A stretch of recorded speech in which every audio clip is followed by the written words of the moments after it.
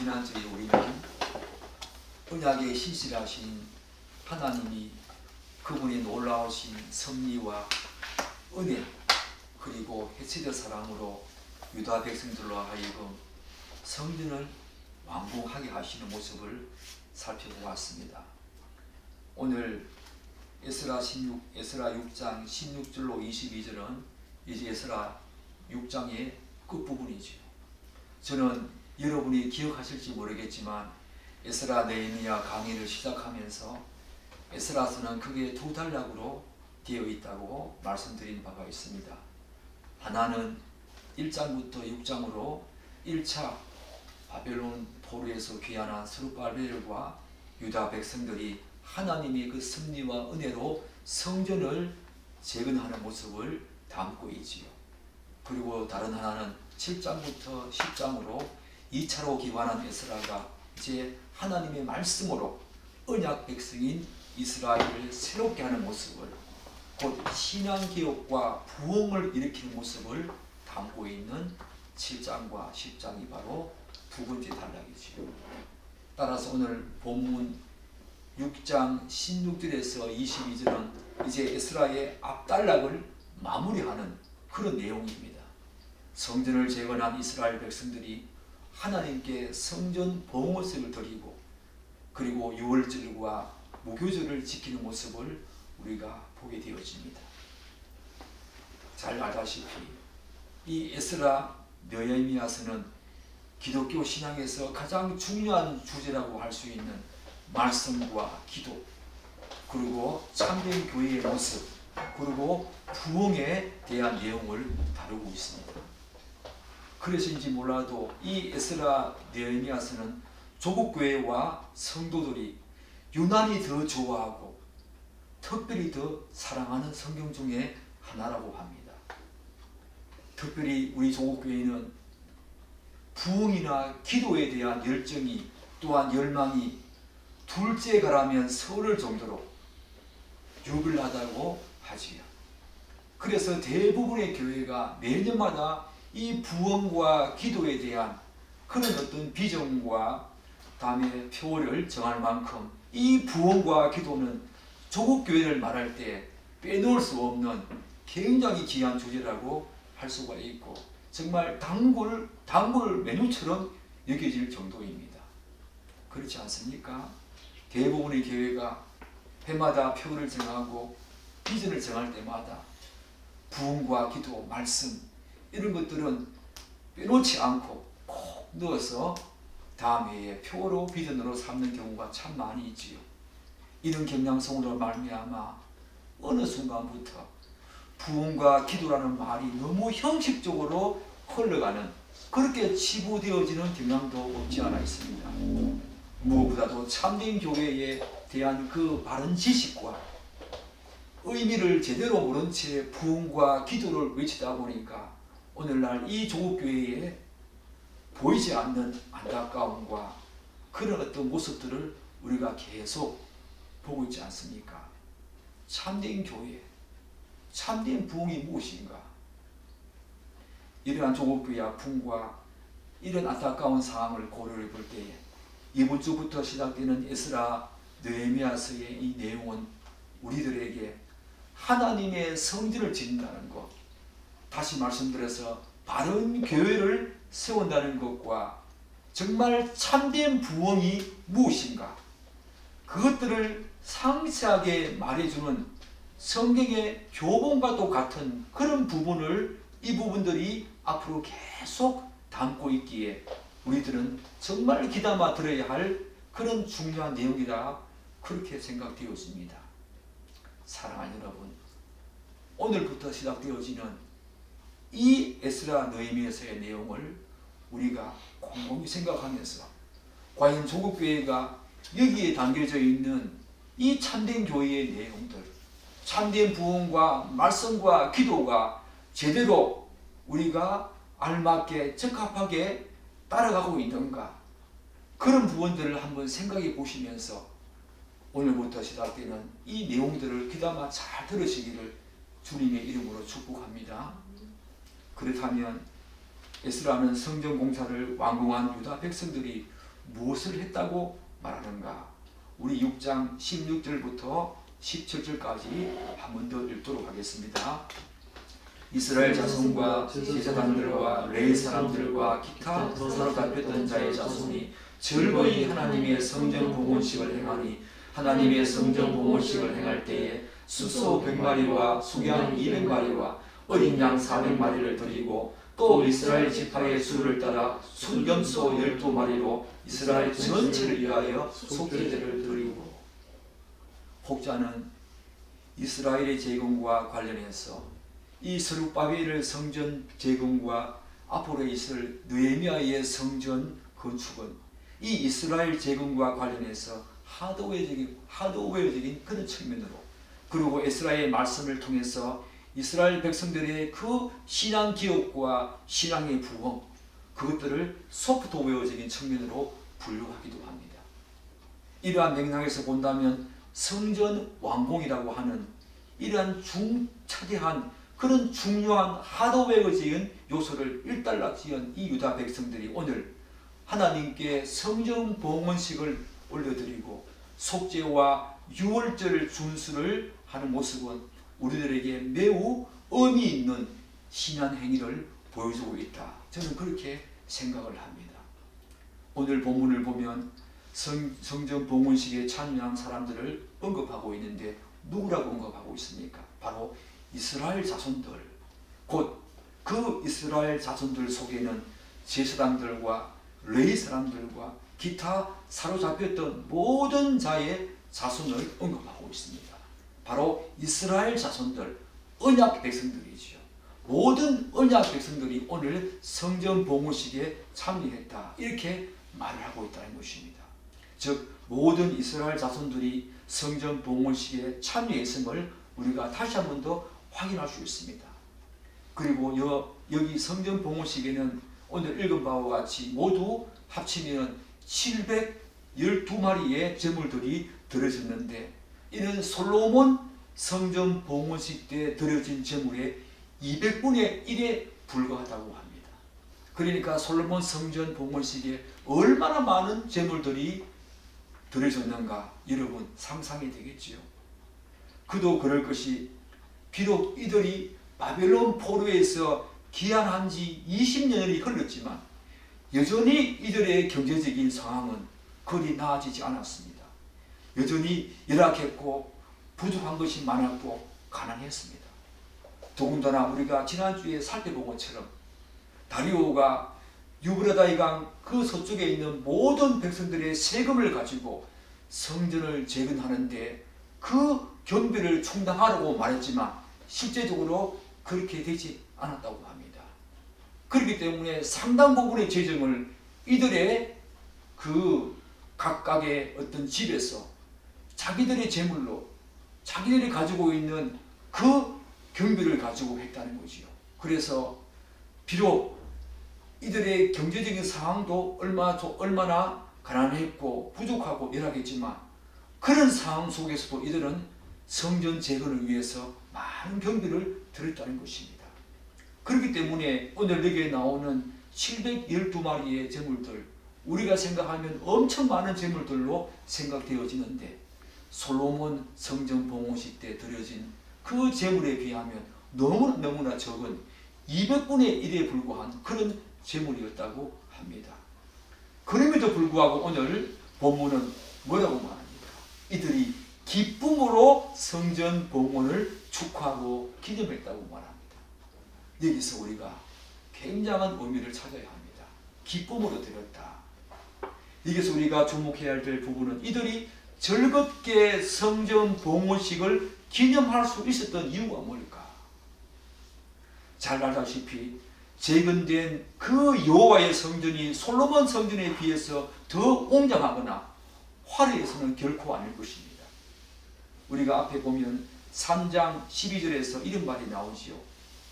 성전 기초를 놓을 때 제사장들과 레위 사람들과 나이 많은 족장들은 첫 성전, 다시 말씀드려서 솔로몬 성전을 보았으므로 이제 이 성전의 기초가 놓임을 보고 대성통곡했다. 너무 초라했다는 것입니다. 그렇기 때문에 이들이 즐거이 성전 봉헌식을 할 수 있었던 이유가 바로 솔로몬 성전보다 더 화려하고 더 웅장한 그런 이유 때문은 결코 아닐 것입니다. 그리고 제가 앞에서도 언급했듯이 이들이 솔로몬 성전 봉헌식 때보다 더 많은 또 재물을 드리기 때문에는 더더욱 아니지요. 그렇다면 우리는 이들이 성전 봉헌식을 기쁨으로 즐거이 드릴 수 있었던 이유를 이들에게서 찾을 것이 아니라 이들 바깥, 이들 외부에서 찾아야 한다는 것입니다. 그것은 바로 바벨론 포로에서 귀환한 이들이 수많은 우여곡절과 외부적인 방해에도 불구하고 하나님의 그 전적인 섭리와 은혜 그리고 그분의 변함없는 헤세드 사랑으로 성전을 재건할 수 있었기 때문이겠지요. 그것 때문에 이들은 즐거이 하나님께 지금 그 성전을 드리면서 기뻐할 수 있었다. 저는 그렇게 생각합니다. 즉 그들의 즐거움은 하나님의 전적인 은혜와 그 자체에서 오는 즐거움이었습니다. 이것이 바로 참된 즐거움이지요. 이것이 바로 참된 즐거움을 아는 참된 믿음이자 참된 신앙을 가진 자들이 하나님께 드리는 즐거움이지요. 어떤 조건이나 외부적인 환경 때문에 즐거움과 기쁨을 드리는 것이 아니라 하나님으로부터 오는 즐거움, 그분 자체에서 오는 즐거움을 이들은 성전 봉헌식을 드리면서 기뻐했다. 그렇게 오늘 본문은 말하고 있다는 것입니다. 사랑하는 여러분, 이스라엘 백성들의 이런 태도는 정말 우리들에게 지금 많은 감동을 주지요. 무엇보다도 하나님께서는 드리는 자가 얼마만큼 많은 재물을 드리는가 그것에 관심이 있는가 보다는 그 드리는 자의 진정한 마음과 또한 정성을 원하시고 그것을 받으시기 때문에 오늘 이스라엘 백성들이 비록 적은 재물로 성전 봉헌식 때 재물을 드렸지만 이들이 드리는 이 즐거움이 이들이 드리는 이 기쁨이 참된 즐거움이요 참된 기쁨이고 하나님이 주시는 영원한 기쁨이고 영원한 즐거움이라는 것입니다. 이 즐거움과 기쁨이 우리에게 있어야 한다는 것입니다.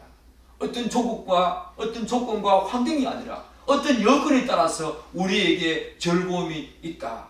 그것도 너무 좋은 너무 귀한 즐거움과 기쁨이면 틀림없지만 하나님 자체에서 오는 즐거움, 구원받은 자로서의 하나님께서 주신 그 즐거움을 우리는 회복해야 되고 바로 우리가 다시 한 번 더 부흥의 길로 나아가기 위해서는 다시 한 번 더 참된 교회의 모습으로 나아가기 위해서는 바로 이런 즐거움이 있어야 한다는 것입니다. 물랑공세로 엄청 많은 그런 조건으로 또한 환경으로 우리가 기뻐하는 것이 아니라 비록 적은 물질이지만 정말 우리의 정성과 우리의 마음을 다 들여서 그분이 기뻐할 수 있는 그런 모습으로 우리가 나아갈 때에 그것이 바로 참된 즐거움이지요. 예수로 말미암은 하나님으로부터 오는 즐거움, 그것이 바로 참된 즐거움인데 오늘 성전 봉헌식 이 본문에서 보는 이스라엘 백성들이 그러했다는 것입니다. 그래서 잠언서 23장 26절은 이렇게 말하지요. 내 아들아 내 마음을 내게 주며 내 눈으로 내 길을 즐거워할지어다. 또한 사무엘상 15장 22절은 순종이 제사보다 낫고 듣는 것이 수양의 기름보다 낫다. 하나님의 말씀을 듣고 그분을 즐거워하는 것이 그분께 단지 제사라고 하는 형식적인 모습으로 나아가는 것보다 훨씬 낫다는 것입니다. 여러분에게는 하나님으로부터 오는 즐거움, 구원의 즐거움이 있습니까? 정말 데살로니가 전서에서 말하는 항상 기뻐하라. 그 항상 기뻐할 수 있는 이유가 뭐겠습니까? 범사에 감사하라. 나쁜 일이든 좋은 일이든 감사하고 기뻐할 수 있는 이유가 뭐겠습니까? 조건과 외부적인 어떤 환경 때문에 그럴 수 있다. 인간은 그럴 수 없습니다. 바로 하나님이 주시는 구원의 즐거움, 우리와 항상 동행하시고 우리와 항상 함께 하시는 그분으로부터 오는 즐거움과 기쁨이 우리에게 있어야 한다는 것입니다. 그래서 사도 바울은 항상 기뻐하라. 범사에 감사하라. 이렇게 말할 수 있었던 것입니다. 그는 그렇게 또 살았지요. 감옥에서도 감사하며 즐거워했던 그였습니다. 조건과 환경은 도저히 즐거움과 기쁨이 솟아날 수 없는 그런 상황인데 그는 하나님으로부터 오는 즐거움, 구원의 즐거움, 하나님이 나와 함께 하신다는 그 즐거움으로 그는 감옥에서도 즐거워하며 기뻐할 수 있었다. 감사할 수 있었다. 오늘 우리에게 그것들이 회복되어야 한다는 것입니다. 특별히 오늘 본문 17절에서 또 하나 우리가 눈여겨볼 내용이 있습니다. 이들이 뭐냐면 이스라엘 지파의 수를 따라 이스라엘 전체를 위하여 속죄제를 드렸다 이렇게 말하고 있지요. 이 부분에서 우리는 한 가지 의문점을 가지게 됩니다. 우리가 알기로는 남유다는 두 지파 곧 유다와 베냐민 지파로 구성된 그런 지파였습니다. 그래서 바벨론 포로로 잡혀갈 때도 이들 두 지파 사람들이 주로 잡혀갔지요. 그런데 오늘 본문을 보면 이스라엘 12지파를 위해서 속죄제를 드렸다 이렇게 말하고 있지요. 여기에 대한 근거가 있습니다. 우리가 왜 이렇게 말할 수 있고 실제로 이들이 12지파를 위해서 속죄제를 드릴 수 있었던 근거가 있지요. 역대하 11장 13절과 16절 그 내용을 쭉 살펴보면 이스라엘 모든 지파 중에 마음을 굳게 하여 이스라엘의 하나님 여호와를 찾는 자들이 제사장과 레위 사람을 따라서 남쪽 예루살렘으로 돌아왔음을 보게 됩니다. 따라서 남쪽 유다에도 12지파 사람들이 많지는 않았지만 제사장과 또한 레위 사람들을 따라서 남쪽 예루살렘으로 돌아온 사람들이 있었다는 것입니다. 그들이 적은 숫자였지만 이 남유다에 있었다는 것입니다. 그렇기 때문에 이스라엘 백성들은 오늘 12지파 전체를 위하여 속죄제를 드렸다. 이것 또한 하나님의 언약에 신실하신 하나님의 섭리지요. 하나님은 두 지파만 남겨두지 않았습니다. 하나님은 남유다지만 물론 대부분의 10지파는 북이스라엘에 살았지만 그 중에서 제사장과 레위를 따라서 히스기야 때, 요시야 때 넘어온 자들이 있었다는 것입니다. 그들이 적은 숫자였지만 오늘 이 말씀을 보면은 12지파 전체를 위해서 속죄제를 드렸다. 하나님은 그런 분이십니다. 언약이 신실하신 분이십니다. 이스라엘을 구원하신 너희들을 구원하겠다고 택하신 분이 바로 그분이신데 그분은 자신의 언약을 신실하게 지키시는 분이십니다. 12지파를 다 보존하시고 이들을 통하여서 구원사를 이어 가시는 하나님, 놀라운 하나님의 역사를 우리가 다시 한 번 더 보게 된다는 것입니다. 그런데 우리는 이스라엘 백성들이 성전 봉헌식을 드리는 이 기쁜 날에 왜 속죄제를 드렸을까? 라는 질문을 또다시 한번 던져보아야 합니다. 사실 레위기의 제사 제도를 보면은 이 번제와 화목제 등은 개인이 꼭 드려야 할 그런 의무가 아니었습니다. 그리고 스스로 자원하여 드리는 제사였으므로 제물도 자기들의 생활 형편에 따라서 달리 드릴 수가 있었다는 것입니다. 그런데 오늘 이스라엘 백성들이 드리고 있는 이 속죄제는 죄를 범한 누구나 예의 없이 그 죄 문제를 해결하기 위해서는 반드시 드려야 하는 의무로 드리는 의무 제사였습니다. 그리고 그 제물도 스스로 선택해서 드릴 수 없었고 신분에 따라서 달리 정해진 그런 제물에 따라서 드려야만 했습니다. 레위기에 보면 그런 내용들이 다 나오지요. 그만큼 속죄제는 각 개인 혹은 이스라엘 회중이 죄 사함을 받기 위한 제사였기 때문에 다른 제사에 비해서 더 중요했고 더 절차와 그 과정이 복잡했습니다. 그런데 특이한 것은 레위기에 보면은 이스라엘 전체 회중을 위해서 속죄제를 드릴 때는 바로 숫송아지도 속죄 제물을 드렸는데 오늘 본문은 숫염소 12마리를 드렸다고 말하고 있지요. 그 이유에 대해서는 저도 정확하게 모르겠습니다. 정확하게 알 수는 없지만 이들이 레위기에 나오는 그 제사 제도에 대해서 제대로 알지 못했기 때문이다. 그런 것은 아닐 것입니다. 왜냐하면 오늘 18절에 보면은 이들이 모세의 책에 기록된 대로 하게 하니라. 이렇게 나오니까 모세의 책에 대해서 알았다는 것입니다. 그렇기 때문에 이들이 속죄제를 드리는데 수송아지를 드리지 않고 숫염소 12마리를 드린 것은 정확한 이유는 모르겠지만 모세가 쓴 그 모세 오경에 대해서 제대로 알지 못했기 때문에 이렇게 했다라고는 생각하지 못하겠지요. 우리가 이 지점에서 정말 중요한 것은 어떤 제물을 드렸는가 그것이 아니라 이들이 온 이스라엘 지파를 위해서 하나님께 속죄제를 드렸다는 것입니다. 죄사함의 제사를 드렸다는 것입니다. 추측컨대 이들이 속죄제를 드린 이유는 어떤 것이 있겠습니까? 여러 가지 다층적이고 복합적인 측면이 작용했을 것으로 추측되었습니다.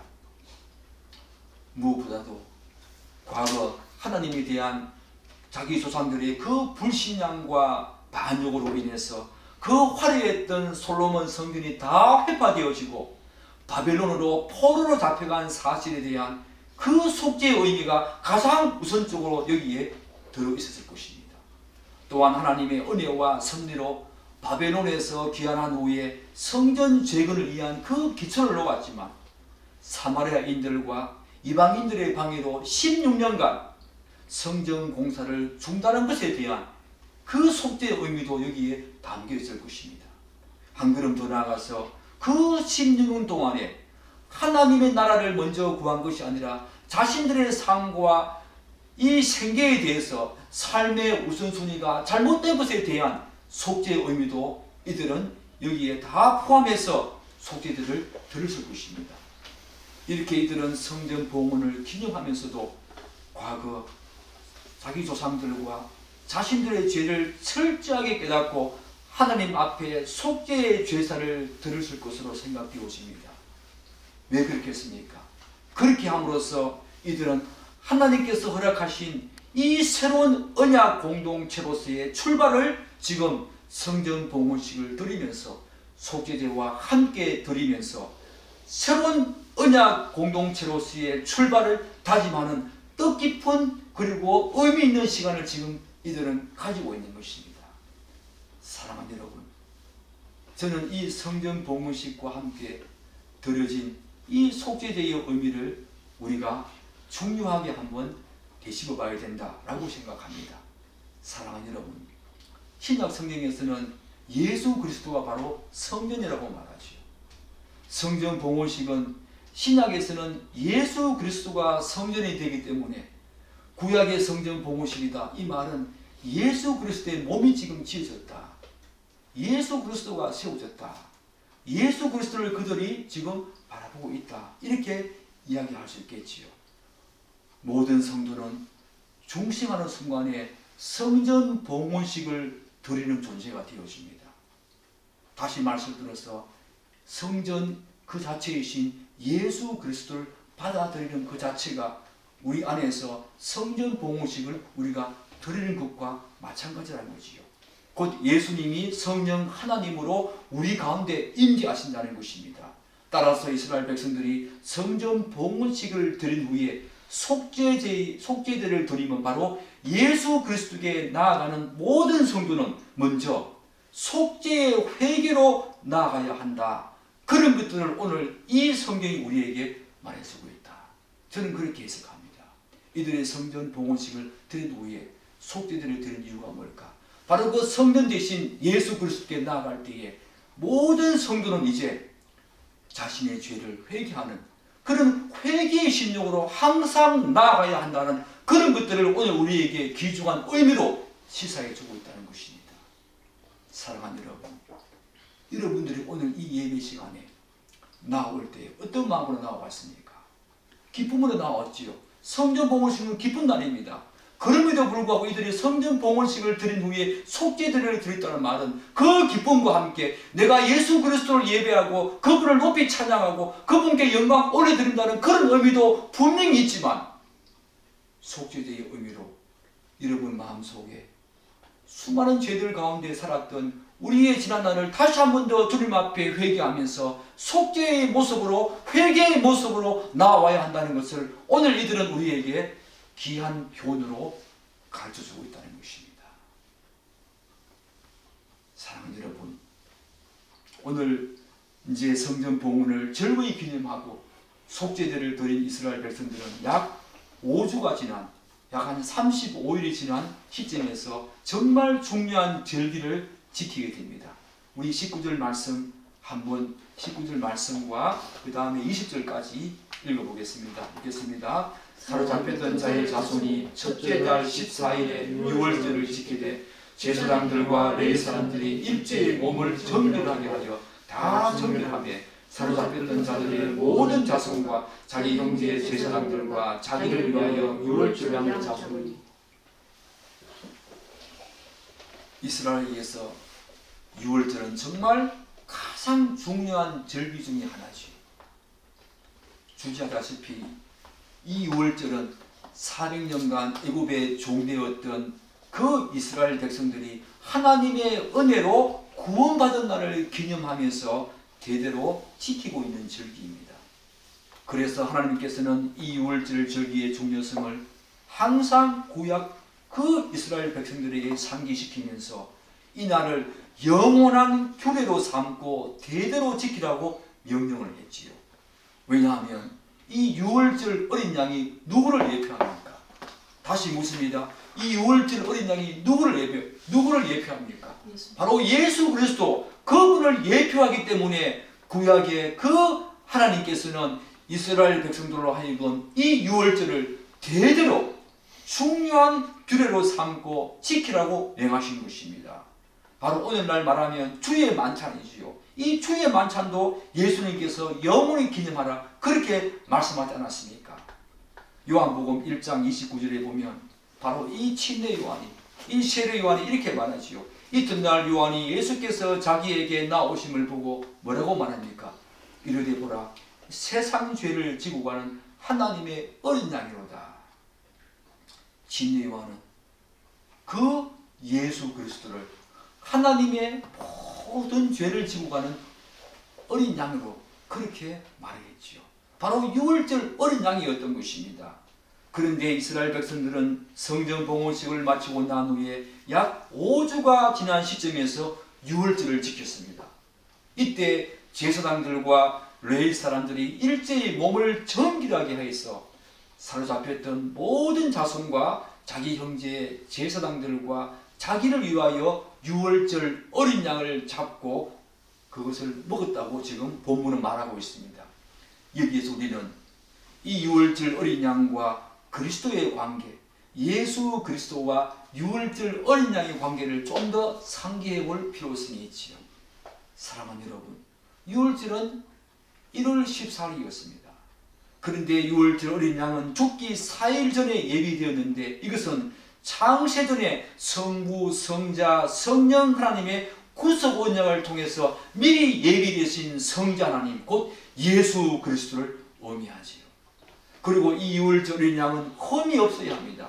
이것은 비록 인간의 몸을 입고 이 땅에 오셨지만 흠이 없고 죄 없고 아무 죄도 없고 흠이 없이 이 땅에 오신 바로 그 예수 그리스도를 예표하지요.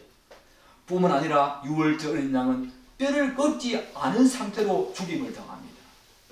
이는 우리의 모든 죄와 허물을 사해 주시기 위해서 십자가에서 뼈가 꺾이지 않은 상태로 죽임을 당하신 바로 그 예수 그리스도를 예표하지요. 한 걸음 더 나아가서 이스라엘 백성들이 유월절 어린 양의 피를 문설주에 발랐을 때에 장자의 죽음이 지나갔습니다. 패스오버를 했지요.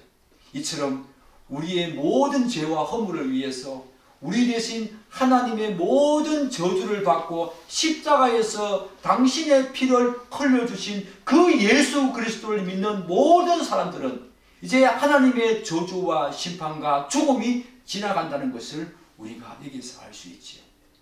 사랑하는 여러분, 그리고 오늘 본문에서도 언급되듯이 이스라엘 백성들은 유월절 어린 양의 고기를 불에 구워서 먹었습니다. 이는 바로 생명과 참된 양식 대신 예수 그리스도를 먹고 마시는 성만찬식의 예표가 되는 거지요. 우리가 한 달에 한 번씩 성만찬식을 하지 않습니까? 그 성만찬식이 예수 그리스도가 우리를 위해서 직접 이 땅에 오셨고 십자가에서 죽으셨다는 그 표징이고, 바로 그 표징 때문에 우리는 그분을 믿을 때에 우리에게 구원이 온다는 하나의 인으로서의 귀한 그런 어떤 성례가 바로 성만찬식 아닙니까? 이와 같이 구약의 이스라엘의 그 관점에서 볼 때에 이 유월절은 오실 예수 그리스도의 구속사역과 깊은 관련이 있기 때문에 너무나 중요한 절기 중에 하나였다는 것입니다. 오늘 이스라엘 백성들이 그 절기를 지금 성전 봉헌식을 하고 난 다음에 들고 있다는 것입니다. 왜 그렇게 했습니까?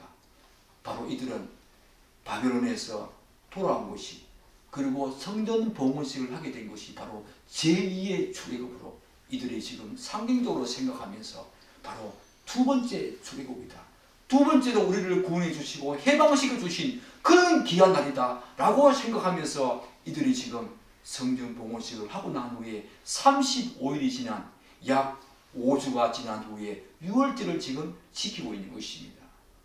뿐만 아니라 과거 이스라엘 백성들은 신앙개혁을 통한 부흥이 있을 때마다 유월절을 지켰다는 점에서도 당시에 이들이 유월절을 지켰다는 것은 굉장한 의미를 내포하고 있지요.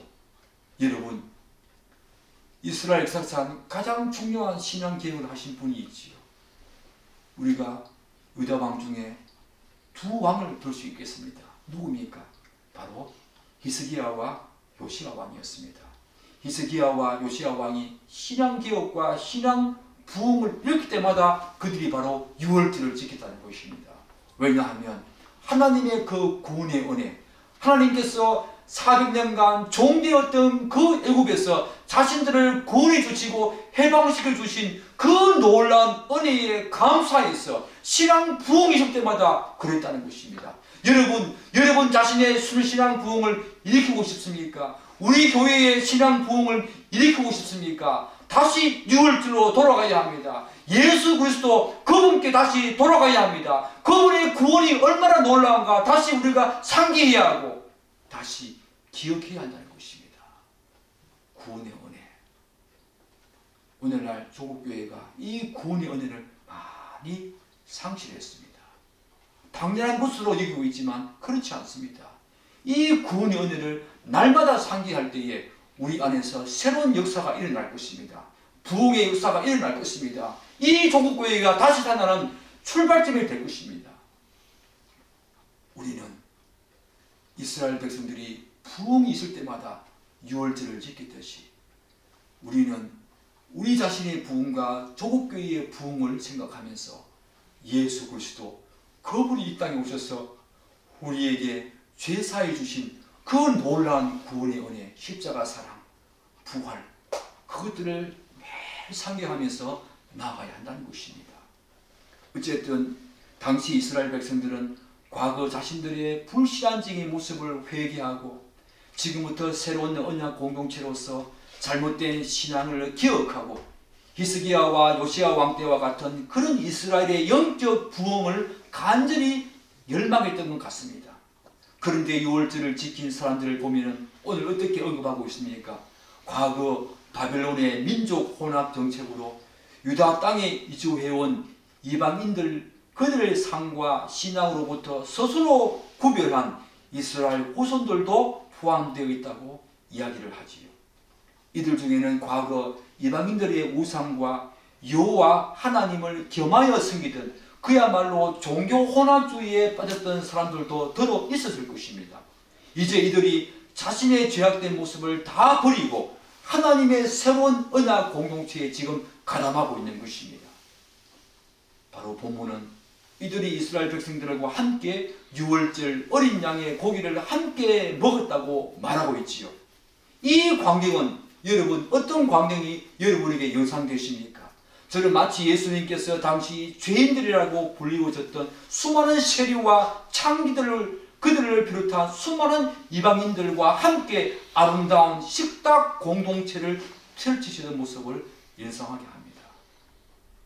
이제 이방인과 유대인들 그들 모두가 하나님께 나아올 때 자기 죄를 다 고백하고 이제 회개한 모든 사람들은 하나같이 이제 그분의 백성이고 그분의 자녀로서 이제 한 식탁에서 아름답게 식당 공동체를 펼치고 있는 이들의 모습은 신약에서 예수 그리스도께서 그렇게 하신 모습을 우리가 지금 상기하고 있는 거지요.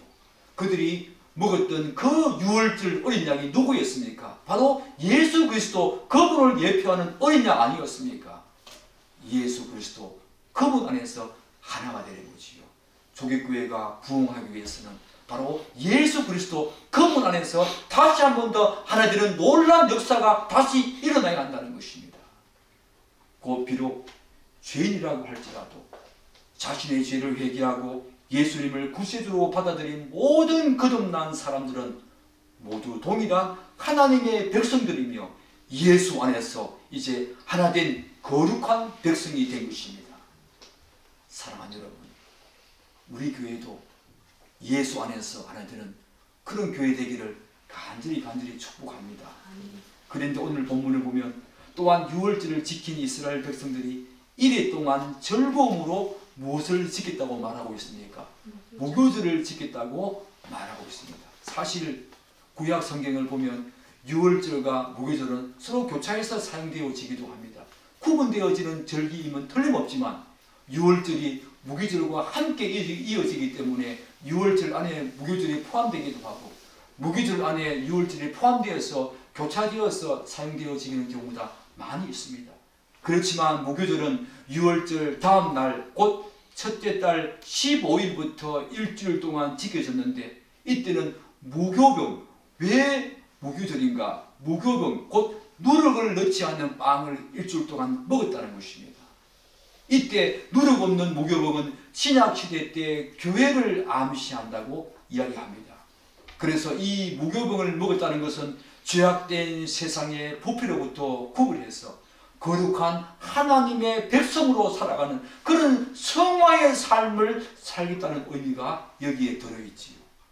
무교병을 먹었다는 것은 이제 누룩과 같은 세상과 구별되어지고 거룩한 백성으로, 하나님께서 원하시는 거룩한 백성으로 살아가겠다고 하는 성화의 삶을 살아가겠다고 하는 그런 의미를 내포하고 있다는 것입니다.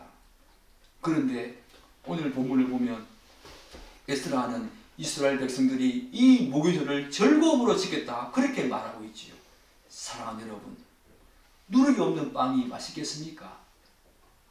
누룩이 없는 빵은 맛이 없습니다. 누룩이 없는 빵은 맛이 없는데 이들이 누룩이 없는 빵을 먹었는데 어떻게 즐거워할 수 있는가? 오늘 본문은 이스라엘 백성들의 이 즐거움의 이유를 두 가지라고 말하고 있습니다.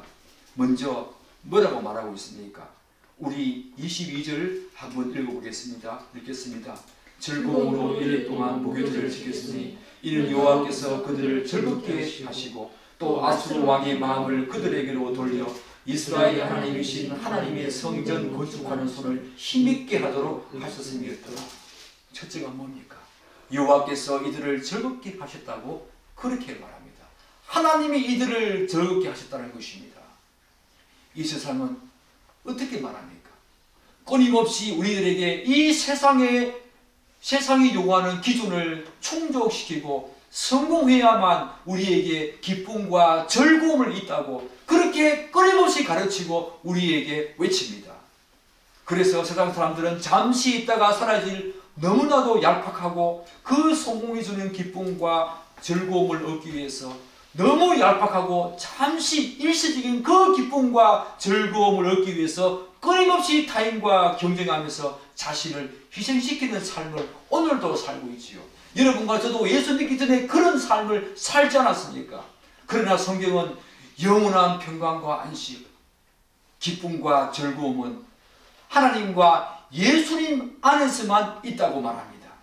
정말 영원한 즐거움과 기쁨, 진정한 평안과 안식은 예수와 하나님 안에서만 있다고 이야기한다는 것입니다. 사실 기쁨과 즐거움이 어떤 조건과 환경에 의해서 이리저리 좌우된다면 그것이 무슨 참된 기쁨이요, 영원한 기쁨이요, 참된 즐거움이요, 영원한 즐거움이 되겠습니까? 그렇지 않지요.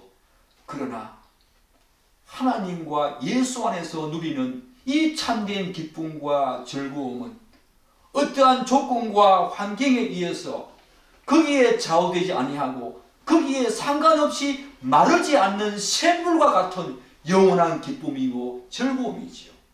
왜냐하면 하나님과 예수님은 그분 자체가 바로 참된 즐거움이요 참된 즐거움의 근원이자 원천이기 때문이지요. 사랑하는 여러분, 우리 요한복음 4장 13절로 14절에서 예수님께서 뭐라고 말씀하십니까? 그 사마리아 여인에게 이 물을 마시는 자마다 다시 목마르니와 내가 주는 물을 마시는 자는 영원히 목마르지 아니하리니 내가 주는 물은 그 속에서 영생하도록 솟아나는 샘물이 되리라. 예수님이 바로 영생하게 하는 샘물, 영원한 즐거움과 기쁨의 샘물이 된다는 것입니다. 우리의 기쁨과 즐거움의 근원은 그리고 그 원천은 예수 그리스도 그분이라는 것입니다. 이들이 바로 즐거워하셨던 이유는 바로 하나님 그 자체, 기쁨과 즐거움 그 자체 대신 하나님이 이들을 즐겁게 하셨다. 그렇기 때문에 이들이 이 무교병을 먹으면서도 맛이 없는 그런 빵을 이래 동안 먹으면서도 그렇게 즐거워했다는 것입니다. 이들의 즐거움에 또 다른 이유가 있지요. 오늘 말씀을 보면 바로 하나님께서 드리고 하나님께 속죄제를 드리고 유월절과 무교절을 지키는 그 과정 속에서 우리가 또 알 수 있겠지만 이들이 다리오 왕의 마음을 움직이사 하나님의 성전을 건축하는데 그가 돕도록 했기 때문이라고 말하고 있습니다. 사랑하는 여러분, 우리 에스라 1장 1절을 한번 읽어보겠습니다. 1장 1절입니다. 고레스에 관한 내용이죠. 우리 1장 1절 한번 읽겠습니다. 바사왕 고레스 5년에 여호와께서 예레미야의 입을 통하여 하신 말씀을 이루게 하시려고 바사왕 고레스의 마음을 감동시키심에 그가 온 나라에 공포도 하고 조소도 내려 이르되 1장 1절은 바사왕 고레스의 마음을 움직이신 하나님의 섭리를 이야기하고 있습니다. 오늘 마지막 6장 22절도 다리오 왕의 마음을 움직여서 성전 건축을 마무리하게 하신 이 바사왕에 대한 이야기, 바로 하나님의 섭리의 그 놀라운 은혜를 이야기하고 있지요. 1장 1절과 6장 22절은 동일하게 하나님의 섭리, 이방왕까지 그들의 마음을 감동시켜서 하나님의 성전을 건축하게 하셨고 하나님의 성전을 마무리하게 하신 두 왕을 언급한다는 것입니다. 이것이 바로 수미상관법이라고 그러죠. 바로 앞머리와 꼬리가 서로 관계가 된다는 것입니다. 오늘 이 에스라는 수미상관법을 사용해서 하나님의 섭리로 이 성전 건축이 시작되었고 또한 하나님의 섭리로 이 성전 건축이 마무리되었다고 그 즐거움을 이스라엘 백성들에게 알게 했기 때문에 이스라엘 백성들은 무교병을 먹으면서도 일주일 동안 무교병을 먹으면서도 그렇게 즐거워했다는 것입니다. 사랑하는 여러분, 여러분들에게도 하나님의 섭리가 많이 작동하고 있지요. 어제 들은 귀한 형제님과 함께 하나님의 섭리가 얼마나 놀라운지 이야기를 나누고 있습니다. 참 들어보니 정말로 하나님의 섭리였습니다. 제가 나중에 다시 말씀드리겠지만 너무너무 귀한 하나님의 섭리를 제가 듣고 난 다음에 저도 많은 감동을 받았습니다. 우리는 이스라엘 백성들이 성전 봉헌식과 함께 속죄제를 드리고 그 다음에 유월절과 무교절을 지키는 이 과정, 곧 속죄제, 유월절, 무교절 이런 순서에서 중요한 신학적인 사실, 다시 말씀드려서 교리적인 측면들을 발견할 수 있다는 것입니다. 즉 이들이 자신들의 죄를 깨닫고 회개하는 마음으로 속죄제를 드리는데 사실 온전한 속죄를 위해서 우리는 누구에게 나가야 합니까? 온전한 속죄를 위해서 우리는 누구에게 나가야 합니까? 바로 유월절 어린 양 대신 예수 그리스도께 나아가야 하지요. 그리고 예수 그리스도께 나아간 모든 자들은 이제 속죄의 은혜, 다시 말씀드려서 죄 씻음과 죄 용서를 경험한 사람들은 이제 어디로 나아가야 합니까? 바로 성화의 단계로 나아가야 하는데 바로 무교절에서 먹는 이 무교병이 성화의 삶을 상징하지요. 그래서 오늘 이스라엘 백성들이 속죄제를 드리고 유월절을 드리고 무교절을 지켰다는 것은 굉장한 신학적인 의미, 교리적인 측면에서 구원의 영 속에서 구원의 그 순수 속에서 굉장한 신학적인 측면들을 우리에게 시사해 주고 있다는 것입니다. 요컨대 이스라엘 백성들이 드린 이 속죄제, 유월절, 무교절은 죄에 대한 회개, 속죄제지요. 그리고 자신의 죄에 대해서 회개한 사람들이 진정한 죄 사함을 받기 위해서 예수 그리스도께 나아가는 것, 바로 유월절. 그리고 예수 그리스도께 나아가서 죄 사함을 받은 모든 사람들은 이제 예수 그리스도의 성품을 닮아가는 성화로 나아가야 한다는 것, 바로 무교절을 지금 이야기하고 있다는 것입니다. 유월절, 무교절은 서로 교차해서 사용되어지지만 이 말은 구원과 성화를 말해주죠. 유월절은 구원을 말해줍니다. 성화는 바로 이 무교절은 바로 성화를 말해주지요. 유월절은 단 하루였습니다. 구원은 바로 하나님의 은혜로 단시간에 바로 이례적으로 일어나는 것이요. 성화는 점진적입니다. 계속적입니다. 바로 무교절이 일주일 동안 이어진 것처럼 굉장한 의미가 있지요. 그런데 오늘 본문을 보면 이들이 여호와께서 즐겁게 하셨고, 그리고 다리오 왕의 마음을 이들에게 돌려서 성전 건축을 돕게 하시기 때문에 즐거움으로 무교절을 지켰다고 언급합니다. 사랑하는 여러분, 무교절이 무엇을 의미한다고 제가 말씀드렸습니까? 무교절은 성화의 삶을 의미합니다. 이처럼 성화와 관련해서 우리가 알아야 될 중요한 사실이 있습니다. 성도의 성화는 고난과 역경과 어려움이 반드시 따릅니다.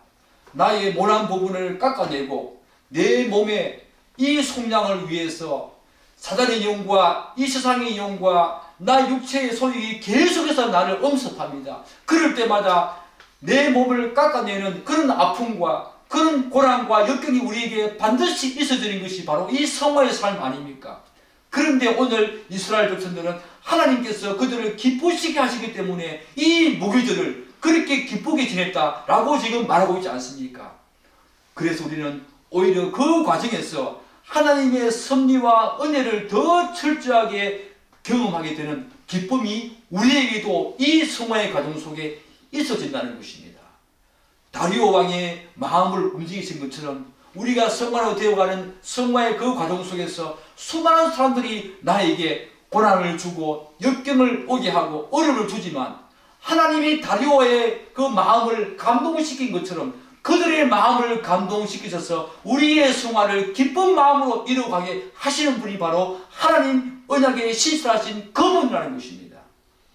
이처럼 진정한 속죄와 유월절 어린 양 되신 예수 그리스도에 대한 신앙, 그리고 성도의 성화의 삶은 참된 교훈을 세우고 그리고 진정한 부흥의 길로 나아가기 위한 가장 본질적이고 필수적인 요소가 된다는 것입니다. 사랑하는 여러분, 이제 우리는 에스라 7장 이후를 다음 시간부터 보게 될 것입니다. 에스라 7장 이후부터 2차 바벨론에서 귀환한 에스라가 하나님의 율법, 다시 말씀드려서 하나님의 말씀으로 이스라엘 백성들을 일으키시는 그 신앙개혁과 부흥을 일으키는 장면을 다음 주부터 보게 될 것입니다. 오늘 본문은 그 시점과 약 60년 정도의 시간적인 차이가 있습니다. 그렇지만 이제 지난 과거와의 모든 단절을 선언하면서 새로운 하나님의 언약 백성으로서 앞으로 있게 될 위대한 신앙개혁과 부흥의 서곡을 이들은 속죄제와 유월절과 무교절을 지키는 가운데서 이들의 모습에서 바로 분명한 그 위대한 신앙개혁과 부흥의 서곡을 지금 우리는 보고 있는 것입니다. 사랑하는 여러분, 우리의 신앙개혁과 부흥은 어디에서 오겠습니까? 바로 속죄에서 옵니다. 진정한 회개가 바로 우리의 신앙개혁과 부흥의 첫 출발점이 된다는 것입니다. 그리고 성화의 삶을 우리가 신실하게 살아내야 한다는 것입니다. 이들이 바로 속죄제와 유월절과 무교절을 지키면서 앞으로 있게 될 완전한 하나님의 은혜로 말미암는 그 신앙개혁과 부흥의 그 서곡을 알린 것처럼 우리에게도 정말 하나님께서 아름답게 우리의 신앙을 기억시키시고 오늘 조국교회의 부흥을 일으키기 위해서는 우리 마음속에 먼저 진정한 속죄의 의자가, 진정한 속죄의 회개가 우리에게 있어야 한다는 것입니다. 그리고 난 다음에 어린 양 대신 예수 그리스도께 진실로 나아가야 한다는 것입니다. 그런 다음에 그분이 주시는 하나님의 그 능력으로 성화의 깊은 삶을 살아내야만 오늘 이들이 앞으로 맞이하게 될 그 위대한 신앙교육과 부흥을 맞이하게 된 것처럼 우리 조국교회도 여러분들에게도 저에게도 이러한 신앙 부흥과 조국교회의 부흥이 우리에게 분명히 있어야 된다는 것입니다. 사랑하는 여러분, 오늘 이 이스라엘 백성들이 드린 이 내용들을 바라보면서 그렇게 여러분 한평생 사시고 여러분의 그 내면 속에서 진정한 신앙 부흥과 그런 한 사람 한 사람의 신앙 부흥을 통해서 조국교회가 다시 한 번 더 부흥하는 놀라운 은혜가 있기를 축복합니다. 기도하겠습니다.